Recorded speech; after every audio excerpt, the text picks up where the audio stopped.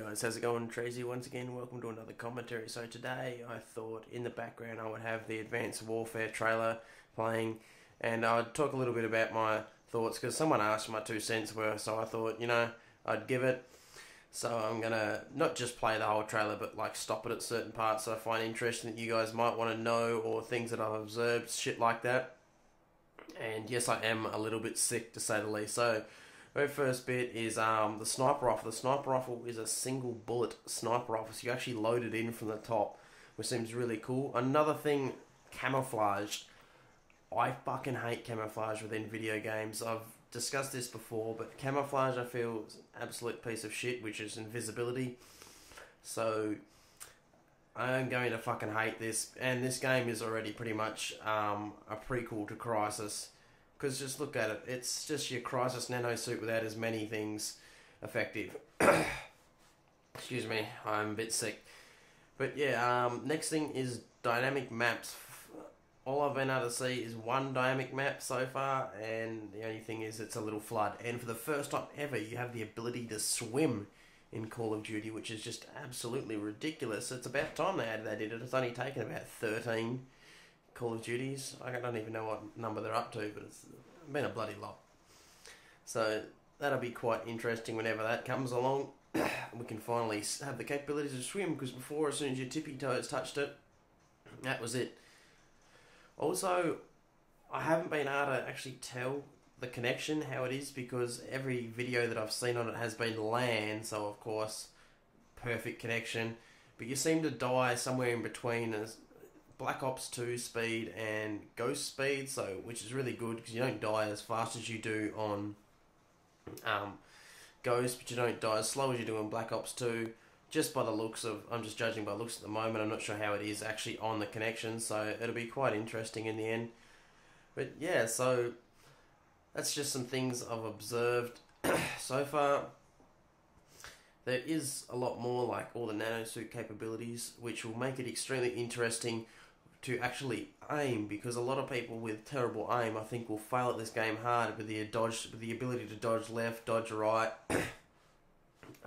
fly up into the air, things like that. It'll be quite interesting to see how this all gets implemented into it. And of course, there's different weapons as well, laser rifles, things like that, which will also be quite interesting. I've already kind of picked out the first class setup I'd want to use is actually like a pistol, like a single shot revolver, which is a one-hit kill. I'm especially keen on that, and the one bullet sniper rifle, I'm especially keen on using that.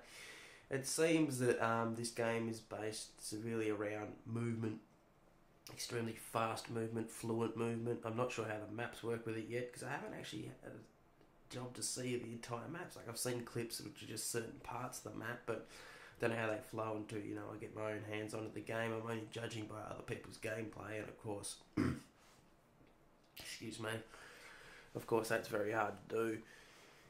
But yeah, so what I feel, it will be a Crisis prequel, but from what I've seen, they're actually going out of the original Call of Duty formula. They're coming up with their own ideas, going their own direction, and pretty much telling Activision to go fuck themselves, which is really, really good that they're not following this one call. But one thing I did see was you have all this jump abilities, you can get higher levels, but I did see there was an actual out of bounds marker on one of Alia's videos. So it went right up to the top, went to go jump atop this building, and it just said out of bounds, cannot be there. So that's a very slack way of putting that in. I don't know how well that'll work, or if that'll stuff up the game at all, or if people will try and get there and work out where the teeter is from out of bounds and not out of bounds and abuse that. But from the pace that I've seen, it's a very fast-paced game, so it'll be quite interesting. Also, the laser sight is returning, which is going to annoy the absolute shit out of me, which means I reckon there will be a lot of hip fire because of how fast the movement is. No one's going to want to aim down sight and try and pick a person off. They're just going to want to spray and pray their screen.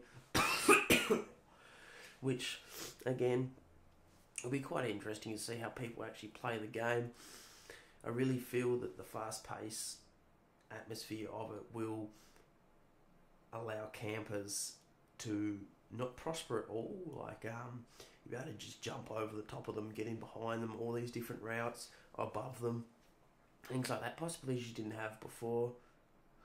which will lead to some exciting kill streaks. Also, all your kill streaks are customizable now. So, say you want a UAV, but you want the UAV to last longer, you can add that, but it costs a bit more extra points. So, I think that's a really cool idea. Well done. It's having the character have the ability to swim and customizable kill streaks. That's 2 steps in the right direction, I feel.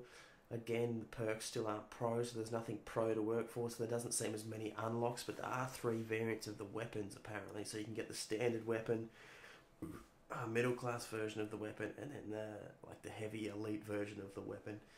So that'd be quite interesting to see, because apparently they've all got different stats depending on which one you have. One might have more damage, one might have less damage, but better mobility, things like that. So it'll be quite interesting.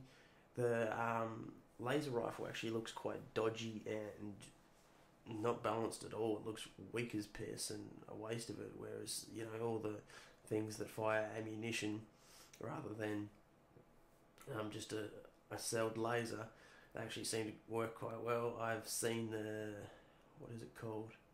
The 3D printer rifle, seen that in action. That's quite interesting rifle actually.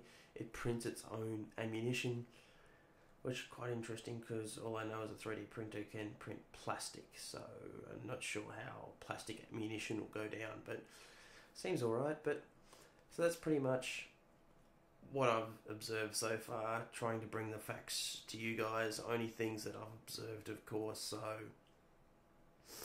it's a bit hard to say, of course, seeing from second-hand gameplay, and there are of course only the highlights as well that could be, and it's on land, so there's a lot of things, a lot of key factors there that have yet to be shown, and that'll be one to see. But for the moment, I'm quite impressed, and I reckon I'll get it.